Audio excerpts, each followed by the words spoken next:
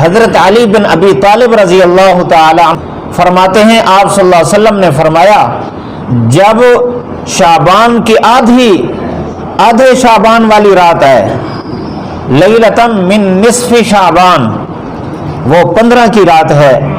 جب 15 کی رات آئے تو قوموا لیلہا صوموا نہارہا، رات کو عبادت کرو اور اگلے دن روزہ رکھو۔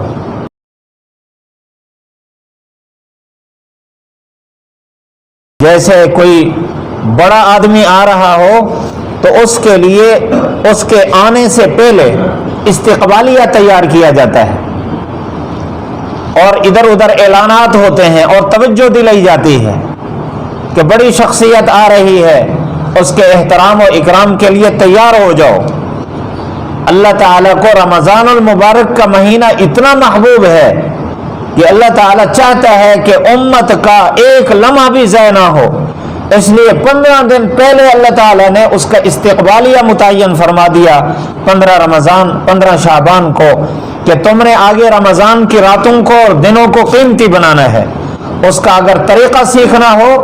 اور اس کے اوقات کو قیمتی بنانا ہو تو 15 دن پہلے سے اللہ تعالیٰ کے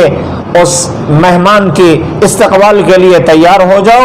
اس رات کو بھی قیام کرو، اگلے دن کا روزہ رکھو، تاکہ تمہاری طبیعت میں، تمہارے نفوس میں یہ عادت رچ جائے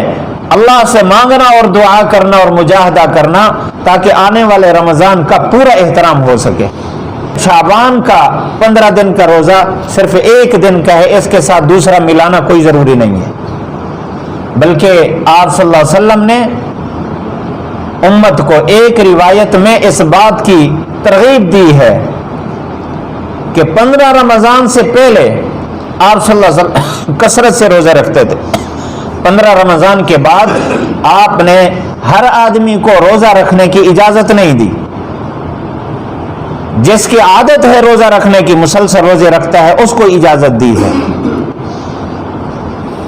سوار جمعرات کے روزے کی عادت ہے، سوار جمعرات کا روزہ رکھے 15 رمضان کے بعد، 15 شعبان کے بعد۔ اور اسی طرح کسی کی ایک دن چھوڑ کر ایک دن روزہ رکھنے کی عادت ہے تو وہ 15 شعبان کے بعد روزہ رکھے، لیکن جس کی عادت نہیں ہے روزہ رکھنے کی،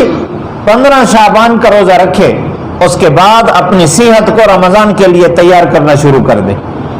تاکہ پہلے روزہ رکھ کے کمزوری نہ ہو جائے کہ فرض میں کوئی خلل آ جائے۔